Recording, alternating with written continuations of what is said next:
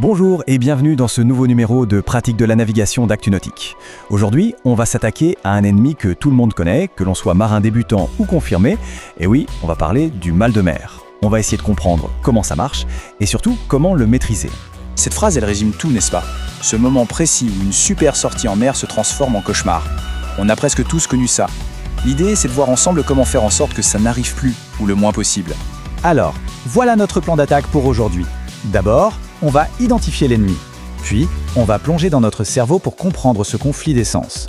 On verra comment reconnaître les premiers signes avant-coureurs et bien sûr, on parlera prévention et traitement. Enfin, on verra quoi faire en pleine crise et comment, à terme, trouver son pied marin. Allez, c'est parti! Bon, première étape, mettons un nom et un peu de science sur cet ennemi. Le mal de mer, ou son nom savant, la cinétose maritime. Ce qu'il faut vraiment bien comprendre, c'est que ce n'est pas dans la tête. Pas du tout, c'est un vrai conflit physique.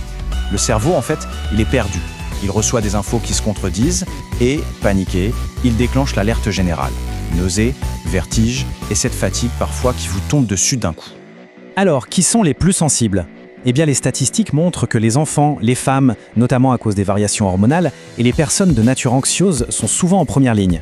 Mais la vraie leçon à retenir ici, c'est que personne n'est totalement à l'abri. Même un vieux loup de mer peut se faire avoir par une mer un peu formée. Ok, on sait qui est le plus souvent touché.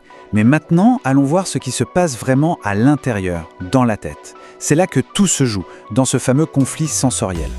Si on devait résumer tout le problème en une seule phrase, ce serait celle-là. Le cerveau est tout simplement perdu. Il ne comprend plus ce qui se passe et ça, il n'aime pas du tout. Imaginez un peu le tableau. À l'intérieur du bateau, les yeux voient une cabine, une table, des murs, bref, un environnement qui ne bouge pas. Tout a l'air parfaitement stable. Sauf que, pendant ce temps-là, l'oreille interne, qui est notre centre de l'équilibre, elle sent très bien le bateau qui monte, qui descend, qui roule. Et c'est ce court-circuit, cette contradiction entre la vue et l'oreille interne, qui met le corps en état d'alerte. Comprendre le pourquoi du comment, c'est une bonne chose. Mais le plus important, c'est d'agir avant que la machine ne s'emballe. Il faut donc apprendre à repérer les tout premiers signes d'alarme, et il ne faut surtout pas les ignorer, ces signes. La petite sensation de malaise, les sueurs froides qui arrivent sans raison, les bâillements à répétition. Ce sont des fusées de détresse que le corps envoie. Les ignorer, c'est prendre le risque de plonger pour de bon. Et la remontée sera bien plus difficile. Allez, la bonne nouvelle, c'est qu'on n'est pas démunis. Il existe tout un arsenal de solutions. On passe maintenant aux stratégies concrètes pour éviter que ça n'arrive ou pour traiter le problème. Ça, ce sont les réflexes de base. Mais croyez-moi, ils changent tout. D'abord, on se place au centre du bateau. C'est là où les mouvements sont les moins amples. Ensuite, on ancre son regard sur l'horizon. Ça aide le cerveau à se recaler. On respire le grand air et surtout, on oublie son livre ou son téléphone. Ce serait vraiment jeter de l'huile sur le feu. Et bien sûr, on mange léger et on boit de l'eau. Si ça ne suffit pas, il y a des solutions médicales. Les antihistaminiques, c'est souvent efficace, mais attention, ça peut faire dormir. Le patch de scopolamine, c'est du lourd, très efficace, mais il y a des effets secondaires et des contre-indications.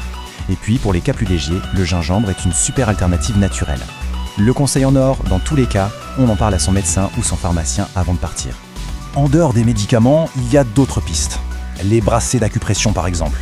Bon, scientifiquement, leur efficacité fait encore débat, mais beaucoup de navigateurs ne jurent que par ça. Il y a aussi les techniques de relaxation et surtout, la meilleure stratégie à long terme, l'adaptation. Faire des sorties courtes et régulières pour habituer son corps petit à petit. Maintenant, imaginons le pire. Malgré toutes les précautions, la crise est là. Que fait-on? Surtout, on ne panique pas. Il faut avoir un plan d'action simple et clair. Le voici.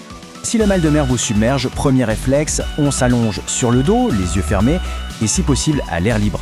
On se concentre sur sa respiration, on la veut lente et calme. On évite de parler, on boit un peu d'eau fraîche par toutes petites gorgées. Et un point crucial, on ne lutte pas. Si ça doit sortir, eh bien ça sort. Ça peut vraiment apporter un soulagement, même s'il n'est que temporaire. On termine sur une note très positive. Parce que non, le mal de mer, ce n'est absolument pas une fatalité. Il existe une vraie solution sur le long terme. La clé du succès, c'est l'adaptation. Le corps humain est bien fait. La plupart des gens finissent par s'amariner. Le cerveau s'habitue. Il recalibre ses capteurs. Il apprend à gérer ses nouveaux mouvements.